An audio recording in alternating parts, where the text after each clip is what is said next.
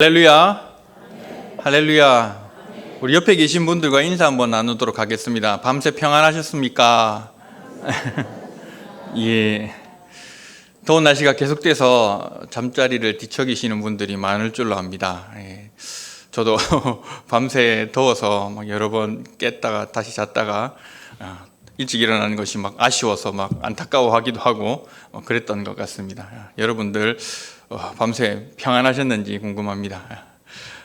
계속 더운 날씨가 이어지고 있는데 건강관리 잘 하시고 또 코로나 방역 단계가 여러 가지 또 심각해질 수 있을 것 같은 상황 속에 있습니다. 외출이나 출입하시는 부분들 또 삼가하셔야 될 것 같고 조심하셔야 될 것 같고 항상 이렇게 손 깨끗하게 하시는 것 잊지 마시기 바랍니다. 교회에서만 주로 사용하는 특별한 용어들이 좀 있습니다.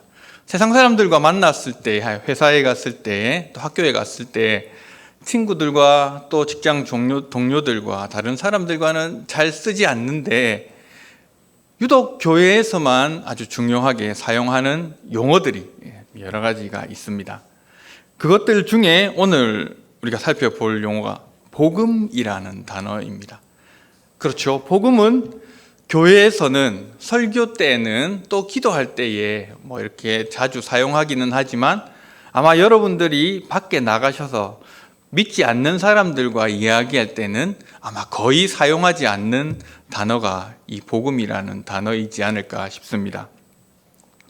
오늘 바울은 이 복음을 무척 중요하게 비중 있게 지금 설명하고 있고 또 오늘 우리가 읽은 이 본문의 내용은 로마서 전체를 대표한다고 할 수 있을 만큼 무척 중요한 내용입니다.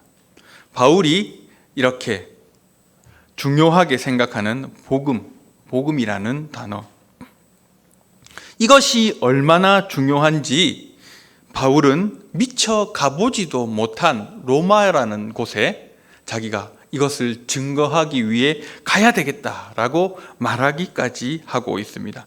우리가 읽었던 본문의 앞절인 로마서 1장 15절과 또 16절을 보면 이런 내용이 나옵니다. 그러므로 나는 할 수 있는 대로 로마에 있는 너희에게도 복음 전하기를 원하노라. 내가 복음을 부끄러워하지 아니하노니 이 복음은 모든 믿는 자에게 구원을 주시는 하나님의 능력이 됨이라. 먼저는 유대인에게요, 그리고 헬라인에게로다. 복음이 얼마나 중요하면 내가 이 복음을 전하러 너희에게 가야 되겠다, 꼭 가야 되겠다라고 이야기하고 있고 또 이 복음은 내가 무엇과 비교해도 부끄러워하지 아니할 만한 가치 있는 것이다 라고 이야기하고 있습니다. 바울은 지금 로마서를 통해 로마에서 여러 박해와 시련 속에서 어렵게 신앙생활을 하고 있는 로마의 유대인 기독교인들에게 이 로마서를 편지로 쓰면서 이렇게 복음이 부끄러워해서는 안 될 것이라고 이야기하고 있습니다. 초라한 현실을, 불편한 현실을, 어려운 상황 속을 살아내야 하는 로마의 기독교인들에게 이렇게 힘을 주며 이야기하고 있는 것입니다. 그리고 그 복음을 위해 내가 로마에 갈 것이고 그 로마에서 내가 내 생명조차 귀하게 여기지 아니하며 이것을 증거할 것이다라고 이야기하고 있습니다. 사도행전 20장 24절에는 함께 읽겠습니다. 내가 달려갈 길과 주 예수께 받은 사명 곧 하나님의 은혜의 복음을 증언하는 일을 마치려 하면은 나의 생명조차 조금도 귀한 것으로 여기지 아니하노라. 아멘. 생명조차 귀한 것으로 여기지 아니하노라. 이 복음을 증거하다가 죽어도 괜찮고 내 모든 것과 바꿀 수 있을 만큼 내가 이것 증거하는 일에 내 인생을 걸겠다라고 지금 이야기하고 있습니다. 복음은 이렇게 바울에게 가치 있는 것이었습니다. 중요한 것이었습니다. 인생의 전부라고 할 수 있는 것이었습니다. 그런데 여러분에게 복음은 어떤 의미가 있습니까? 세상 사람들과는 전혀 사용하지 않는 용어인 복음, 이 복음이라는 것이 여러분들에게는 어떤 의미로 자리 잡고 있습니까? 복음의 내용들을 여러분은 여러분들 속에 어떻게 담아내고 있습니까? 어떤 사람들은 복음을 이야기하면서 내세의 천국으로만 이해하기도 합니다. 예수 믿으면 죽어서 천국 가고 지옥에 가지 않는 것, 하나님 나라에 들어가는 열쇠가 복음이다 라고 이야기하는 분도 있습니다. 틀린 얘기는 아닙니다. 하지만 다 맞는 얘기도 아닙니다. 복음을 내세의 천국으로만 이해한다면 그것은 복음의 그 어마어마한 내용들을 일부만 소개하는 것에 불과합니다. 죽어서 가는 곳, 마치 생명보험 드는 것처럼 이 땅에 수명을 다하여 어딘가 가야 한다면 보지는 못했지만 간다고 이야기할 수 있는 그것이 복음이라는 것을 통해 필요하다라고만 이해한다면 우리는 반쪽짜리 신앙인이라고 할 수 있습니다. 오늘에 무엇이 유익한지는 모르겠고 당장 죽어서만 생각하는 것이 복음이다라고 우리는 이해할 수 없습니다. 또 어떤 사람들은 복음, 교회에서 가르쳐주는 내용들은 도덕적으로 착하게 살아가기에 필요한 것, 바른 삶의 가르침의 지침 정도로만 생각하시는 분도 있습니다. 예수 믿는 사람들, 교회 다니는 사람들은 착하게 살아야 되고 거짓말하면 안 되고 남들한테 손해 끼치면 안 되고 그렇게 반듯하게 살아가야 되는데 필요한 것이다 라고 생각하는 분들도 있습니다. 이것은 복음을 왜곡한 것입니다.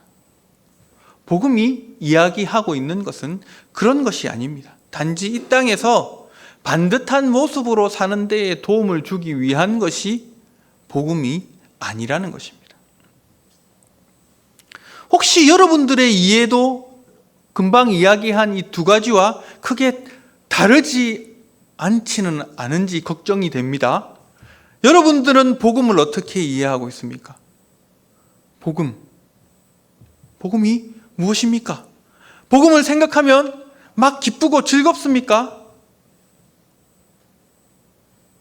무슨 뜬구름 잡는 이야기하는 것 같은 표정으로 앉아 계십니다. 복음과는 상관없으신 분들입니까? 좀 이렇게 고민하는 표정이라도 좀 지어 보이시고 함께 이렇게 알아갑시다. 예. 복음이 뭡니까? 복음이 여러분들한테 어떤 의미가 있습니까? 오늘 본문을 통해서 그럼 바울이 이야기하고 있는 복음, 그것은 무엇인지 한번 자세히 살펴보도록 하겠습니다. 바울은 첫 번째로 복음은 하나님의 능력이다 라고 이야기하고 있습니다. 복음은 하나님의 능력이다. 하나님께서는 우리 죄를 없게 하시기 위해서 예수 그리스도를 보내어 주셨습니다. 가슴에, 머리에 죄를 새기며 살아갈 수밖에 없는 모든 죄인들을 의인이라고 불러주시기 위해서 예수 그리스도를 이 땅에 보내어 주셨습니다. 그리고 이 땅에 예수 그리스도를 보내어 주셔서 의인 되게 해주셨고 의인이라고 불러주셨고 또한 의인으로 살아갈 수 있는 방법도 알려주셨습니다. 하나님의 자녀답게 살아갈 수 있는 길들을 열어주셨습니다. 그리고 하나님은 우리의 아버지가 되어주셨습니다. 이것이 하나님의 능력입니다. 그런데 이것이 복음인데 그런데 이것이 복음인데 하나님의 능력으로 전해진 복음, 이것이 왜 하나님의 능력이냐 하면 누구나 받을 수 있기 때문입니다.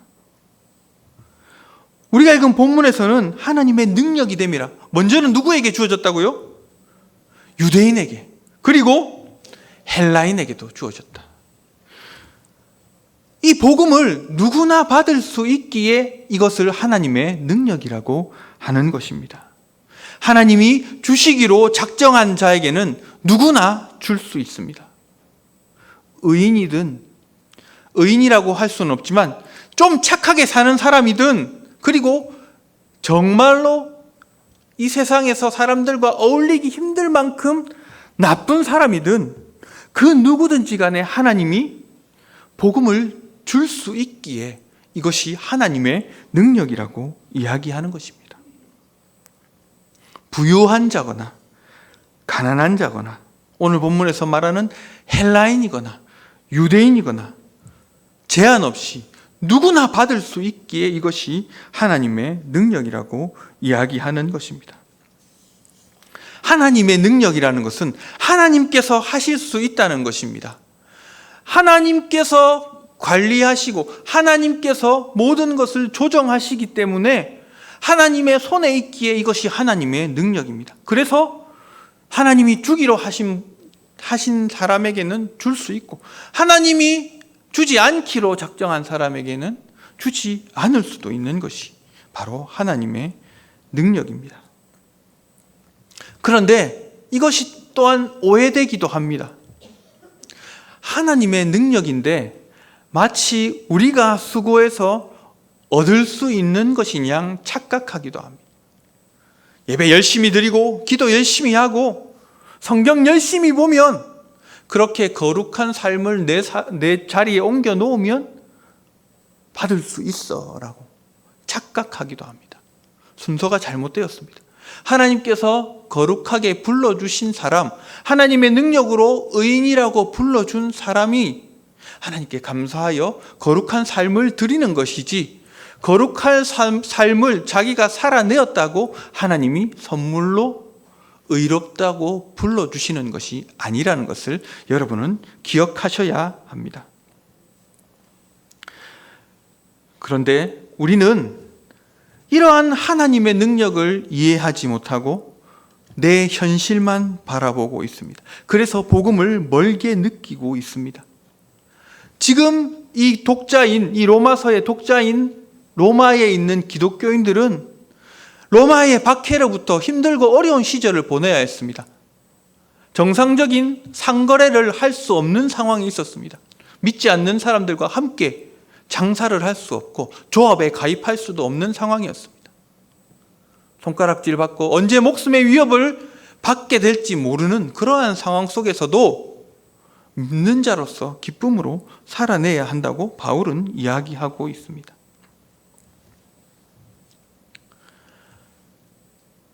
복음이 지금 나에게 임하지 못하고 내 것으로 체험하지 못하고 단지 죽어서나 내 수명을 다해서 하늘나라에 가서나 필요한 것으로 생각하며 이 땅을 슬프게 살아가고 있는 신자들이 많이 있습니다. 여러분은 기쁘십니까? 복음의 내용을 생각할 때마다 여러분의 마음이 막 기쁨이 샘솟아 오르십니까? 한 분만 그렇습니까? 예. 사실 쉽지는 않습니다. 복음의 속성이라는 것이 그렇게 매 순간 끊임없이 떠오를 때마다 기쁨을 샘솟게 하는 것은 아닙니다. 조금 더 살펴보도록 하겠습니다. 복음을 헬라어로 유앙겔리온이라고 합니다. 헬라어로 그렇게 이야기합니다. 이것의 뜻은 우리가 복음의 한자어를 풀이해 놓았듯이 기쁜 소식, 좋은 소식이라는 뜻입니다. 그런데 이 단어는 성경이 기록되었던 당시 로마 황제와 관련이 있던 단어입니다. 새로운 황제가 등극할 때마다 황제가 다스리는 국가나 도시를 방문할 때 그 황제의 즉위나 방문을 두고 백성들이 유앙겔리온이라고 불렀다고 합니다. 황제가 올 때 유앙겔리온이라고 불렀다고 합니다. 왜 그랬냐면 새로운 황제가 등극되면 특별 사면이 있었습니다. 그래서 아주 생계형 범죄들, 사소한 일로 옥고를 치르고 있는 사람들을 풀어주었습니다. 황제가 새롭게 등극할 때 그러한 일들이 있었습니다. 특별 사면이 있었기에 이들에게는 기쁜 소식이었습니다. 수감자를 가족으로 둔 사람들에게는 아주 복된 소식이었습니다. 거기에 그치는 것이 아니라 신하들과 시민들에게 기념 하사품을 전달하였습니다. 가난한 동네에 음식을 제공해 주었습니다. 먹고 살기 힘든, 오늘이 힘든 사람들에게 황제가 왔다, 새로운 황제가 왔다라는 것은 유앙겔리온, 그들에게는 복음과 같은 기쁜 소식이었기 때문에 그렇게 사람들을 외쳤습니다. 이것이 어떻게 먼 훗날 기뻐할 수 있는, 우리가 천국 가서나 기뻐할 수 있을 만한 소식에 대한 비유라고 할 수 있겠습니까? 표현이라고 할 수 있겠습니까? 이 유앙겔리온은 지금 당장 기쁘고 즐거운 일이라는 것입니다. 복음은 오늘 사람들을 껑충껑충 뛰게 만드는 것입니다. 복음을 통한 하나님의 능력이 지금 내 삶의 역사에서 내가 지금 기뻐하고 즐거워할 수 있어야 한다. 복음으로 말미암아 지금 내가 기뻐하고 즐거워할 수 있어야 한다라는 것이 이 복음의 원래 뜻에 담긴 의미라는 것입니다. 저는 자천동에 있는 가구거리 쪽에 있는 골목에서 유년 시절을 보냈습니다. 7살 때쯤이었습니다. 7살, 6살인가 7살인가 정확한 나이는 기억이 안 나는데 그 기억이 생생해서 그때의 사건을 분명하게 말씀드릴 수가 있습니다. 그 가구 거리가 있는 곳 뒤쪽에 또 가구 골목이 있는데 거기에 폐 가구 가게가 하나 있었습니다. 가구 가게에서 장사를 하다가 주인이 빠지고 이 가게가 비어 있는 그러한 공간이 하나 있었습니다. 그래서 동네 친구들이 주로 거기에 가서 많이 놀았습니다. 6살, 7살 학교 가기 전에 친구들이 그냥 여러 명이서 거기서 여러 가지 가구 목재들을 가지고 놀기도 하고 또 각자의 장난감들을 가지고 놀기도 했습니다.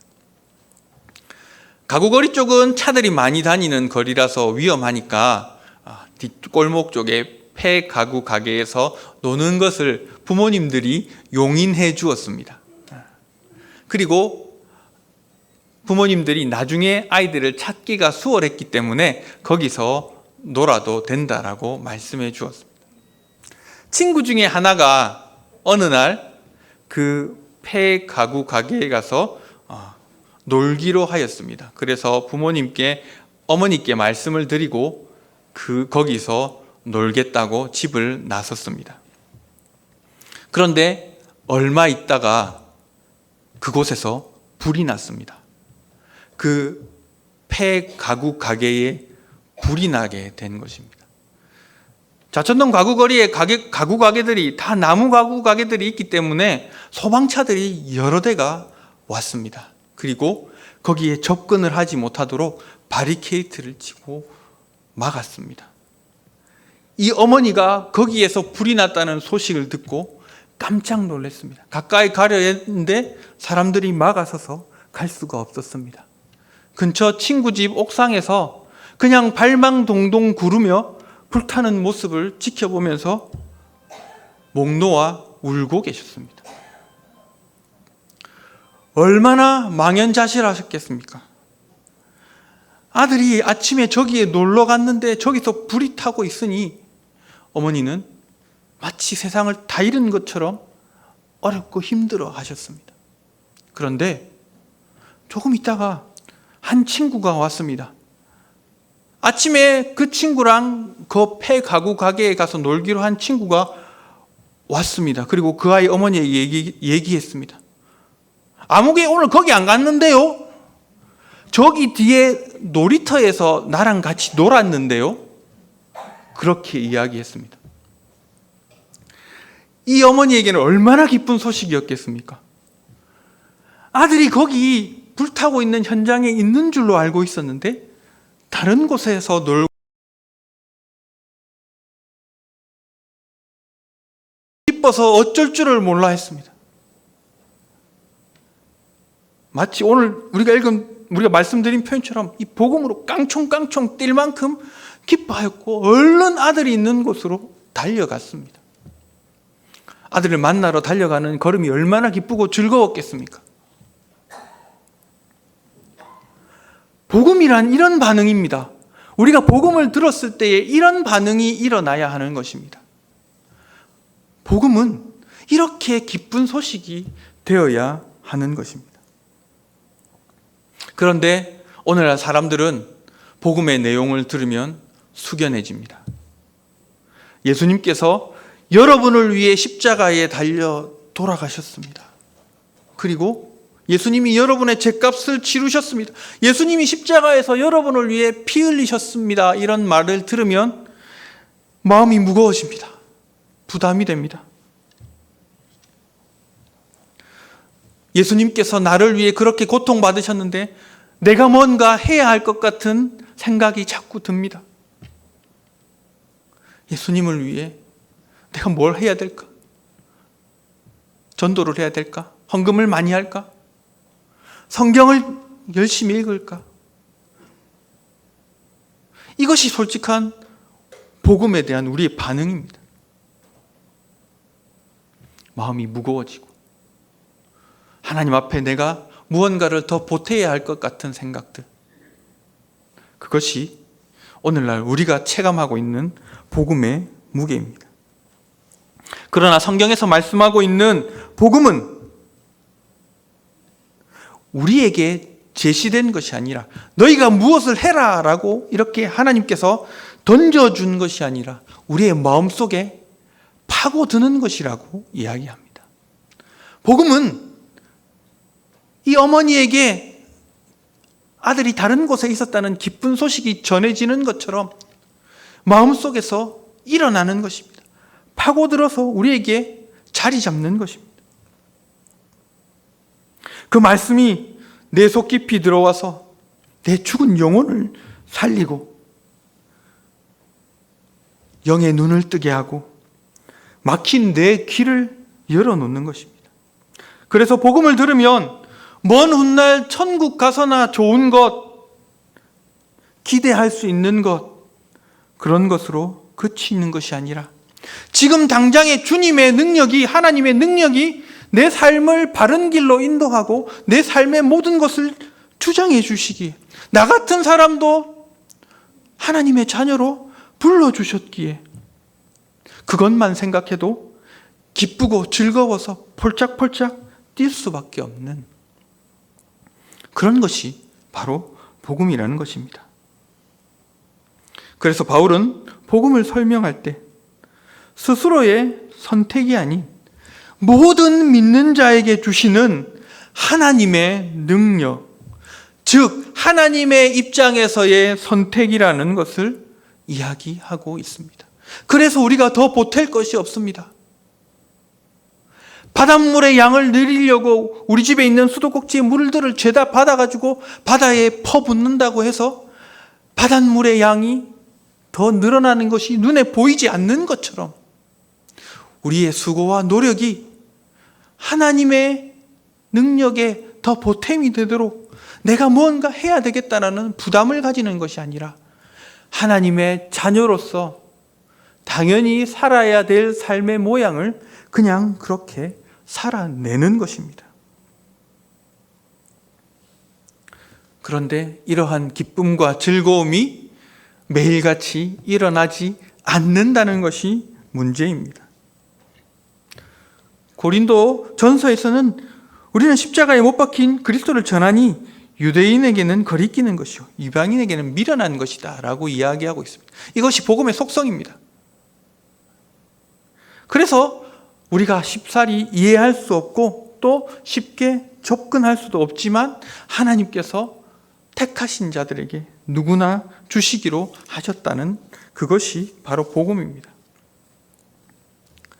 그리고 복음의 두 번째 특징은 믿음으로 믿음에 이르게 한다는 것입니다. 로마서 1장 17절입니다. 함께 읽도록 하겠습니다. 복음에는 하나님의 의가 나타나서 믿음으로 믿음에 이르게 하나니 기록된 바 오직 의인은 믿음으로 말미암아 살리라 함과 같으니라. 아멘. 아멘. 복음은 믿음으로 믿음에 이르게 한다라고 말합니다. 말이 좀 어렵습니다. 쉽게 이해가 되지 않는 구절입니다. 그죠? 믿음으로 믿음에 이르게 한다. 그런데 이것을 간단하게 생각하면 오직 믿음이다 라고 생각하시면 되겠습니다. 시작도 믿음이고 마지막도 믿음이다 라고 생각하시면 되겠습니다. 복음을 설명하기에 다른 것이 동원될 수 없습니다. 하나님께서 주시는 믿음으로만 가능한 것입니다. 인간의 논리로 여러 가지 과학적인 사고를 통해서 합리적인 결과를 만들어내서 이 하나님의 복음을 이해하려고 할 수가 없다는 것입니다. 복음은 믿음으로만 가능한 것입니다. 하나님께서 선물로 주시는 믿음으로만 이 복음을 이해할 수 있습니다. 다른 조건도 필요하지 않습니다. 우리의 수고와 공로와 노력을 보탤 수도 없습니다. 내가 좋은 사람이 되어서 남들보다 좀 괜찮은 사람이 되어서 하나님의 자녀가 되는 데에 자격을 좀 갖춰야 되겠다라고 복음을 접근할 수 없습니다. 오직 믿음으로 말미암아 이것이 주어진다는 것입니다. 예수님의 제자들을 생각해 보십시오. 예수님의 제자들은 3년 동안 예수님을 따라다녔습니다. 예수님께서 하시는 말씀 다 들었습니다. 귀에 딱지가 생길 만큼 들었을 것입니다. 예수님께서 행하시는 기적을 누구보다도 가까이 보았습니다. 죽은 사람을 살리기도 하시고 문둥병자를 고치시고 눈먼 자의 눈을 뜨게 하시고 여러 가지 기적들을 일으키시는 것을 누구보다도 곁에서 지켜보았습니다. 그러나 그들은 예수님이 잡혀 로마의 법정에 서기까지 어떤 행보를 보였습니까? 어떻게 했습니까? 다 도망가 버렸습니다. 예수님께서 잡히실 때 다 도망가 버렸습니다. 그렇게 예수님을 가까이서 보았는데, 경험했는데 그들은 예수님을 제대로 믿을 수가 없었습니다. 제대로 알지 못했습니다. 그러나 이들이 언제 변화되었습니까? 부활하신 예수님을 만났을 때 변화되었습니다. 부활하신 예수님을 만나고 난 이후 그들의 삶이 달라졌습니다. 그들에게 드디어 예수 그리스도가 구주라는 믿음이 생겼습니다. 그래서 그들은 예수님이 잡히실 때에 도망갔지만 예수님이 이제 안 계신 후에도 이 예수님을 위해서 자신의 목숨이 위협받는 곳이라도 과감히 들어가서 그들은 복음을 증거하였습니다.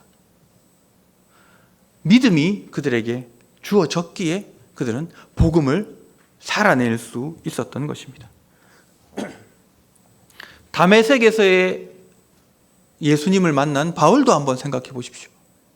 바울은 율법에 정통한 자였습니다. 그래서 모든 율법의 내용을 암기할 수 있을 만큼 탁월한 사람이었습니다. 예수 믿는 자들을 잡아 죽이는 일을 누구보다 앞장서서 행했습니다. 다메섹으로 가서 예수님을 믿는 자들을 잡으러 가고 있었습니다.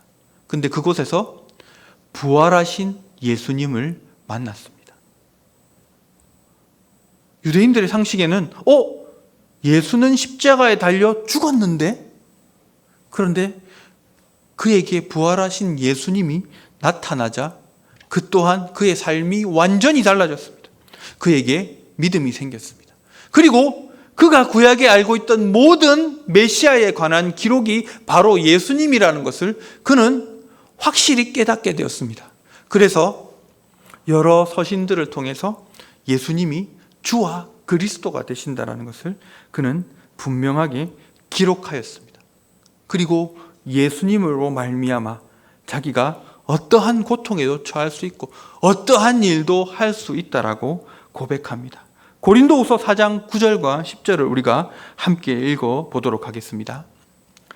박해를 받아도 버림받지 아니하며 거꾸로 뜨림을 당하여도 망하지 아니하고 우리가 항상 예수의 죽음을 몸에 짊어짐은 예수의 생명이 또한 우리 몸에 나타나게 하려 함이라. 아멘. 얼마나 고상한 사람이었습니까? 얼마나 논리적인 사람이었습니까? 얼마나 세상 권세를 누리며 살았던 사람이었습니까? 로마 시민권자였습니다. 그런데 그가 예수 그리스도를 만나고 난 이후 완전히 변했습니다.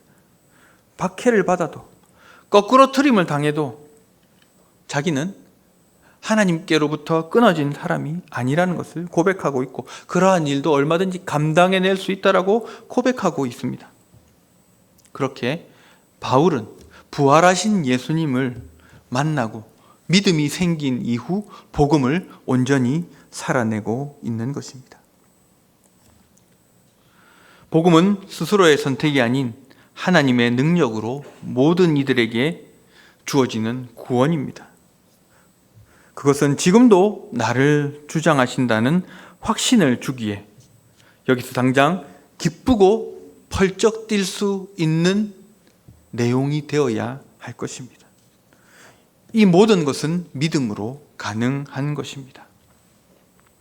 복음을 명제로, 복음을 성경의 한 문장으로, 복음을 설교단에서 외치는 마치 구호의 하나로 받아들이는 것이 아니라 복음을 믿음으로 말미암아 여러분 삶에 옮겨놓고 살아내야 하는 것입니다.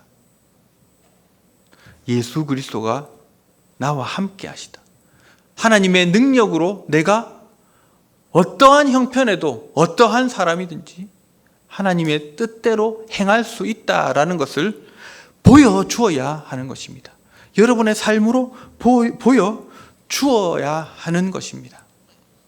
이것이 바울이 설명하고 있는 복음입니다.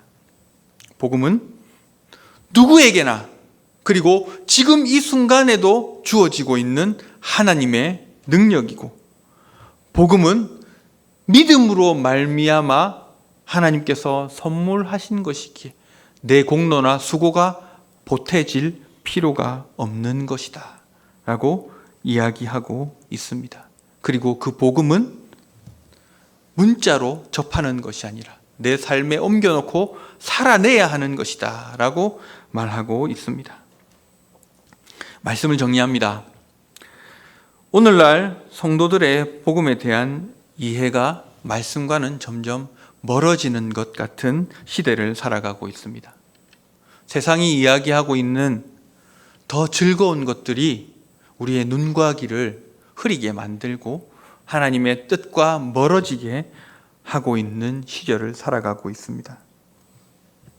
그래서 교회도 이 복음을 변질시켜 증거하고 있지는 않는지 걱정이 됩니다. 우리가 접하고 있는 여러 매체를 통해서 선포되는 말씀들 속에 행여 다른 복음을 전하고 있는 것이 있다면 여러분들은 분별해 내셔야 합니다. 예수 믿으면 부자 됩니다. 예수 믿으면 건강합니다. 예수 믿으면 자녀들이 잘 되고 형통합니다. 하나님은 한 번도 그러한 것을 이 땅 가운데 약속해 주신 적이 없습니다. 복음으로 말미암아 이 땅에서 누리는 달콤함들을 여러분들에게 주시겠다고 하신 적이 없습니다.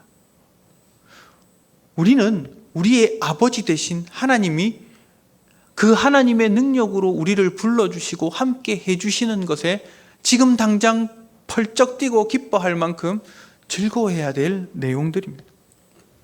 그리고 우리에게 믿음으로 이 복음을 깨닫게 해주시고 우리에게 살아내라고 말씀하고 있습니다. 하나님의 의롭다 하신 자들은 오직 믿음으로 이 복음을 살아내야 합니다.